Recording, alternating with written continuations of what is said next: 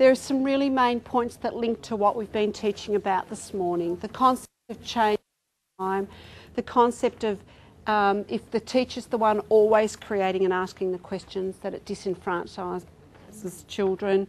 The idea of if we're teaching about the thinking and questioning that is transferred onto text.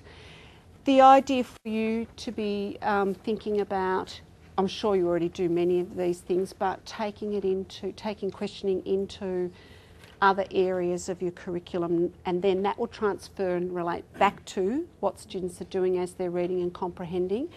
And also this type of open-ended discussion and questioning is really good for our students who are advanced.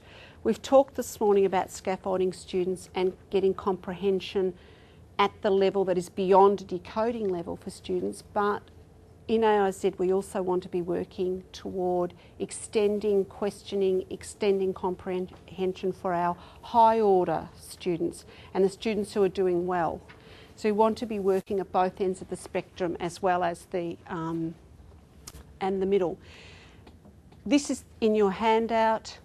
We've talked about literal inferential reorganisation. We've talked about assessment and monitoring to inform our planning, and the critical aspects of explaining, modelling and practice, followed by opportunities for students to practice, high expectations, and Patrick's way of supporting us to think about assessment for learning or assessment for teaching.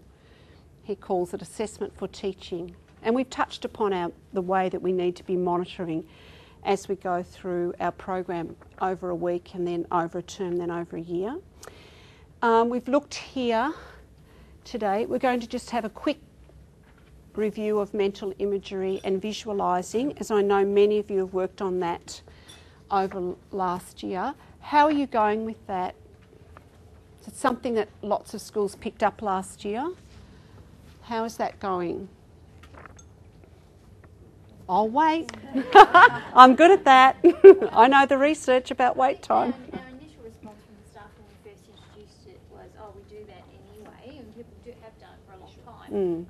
But I think what we're finding now, and what I found when I first came back from John Munro and did it in my own grade, was that over the term you got better at it. Yes. You know, as a teacher, you got better at it. You got deeper with it. You went deeper with it, and the kids learned to go deeper too. So it really took about a term to see that, though. It wasn't just something.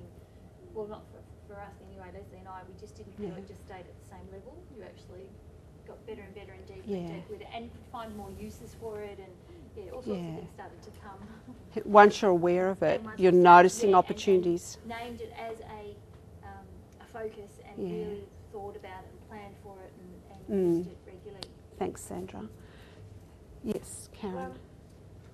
Staying with doing some visualising in my, with the kids. It's not aware that it's a strategy they can use as they read, or maybe their decoding was they were focusing on decoding, so they're not focusing on the comprehension. It's that same understanding that we started with this morning. So it's worthwhile looking at. And I know lots of you have.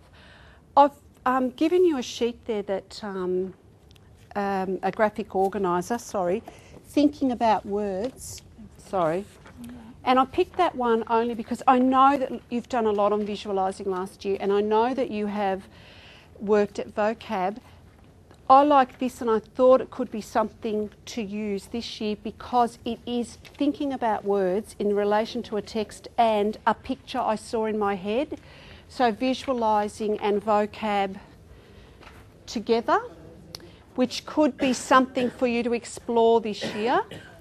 And I've also given you this, at great expense to the management, coloured sheet about visualising. Oh, it's probably on the floor, yeah. Has anyone worked around... Thank you. Thanks, Joe.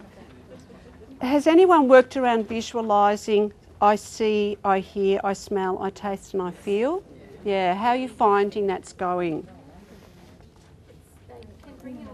Actually talk her grade 6 through a scenario. She might be walking them through the jungle and she would get them to close their eyes, and she would be actually saying, I can smell such and such, I can, the dampness, I can hear the leaves rustling.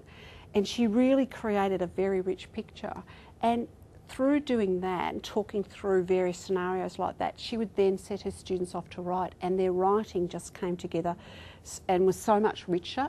So she used that visualising strategy in a writing context, and then she also would read to her students and they would work the visualising around their text. Yeah.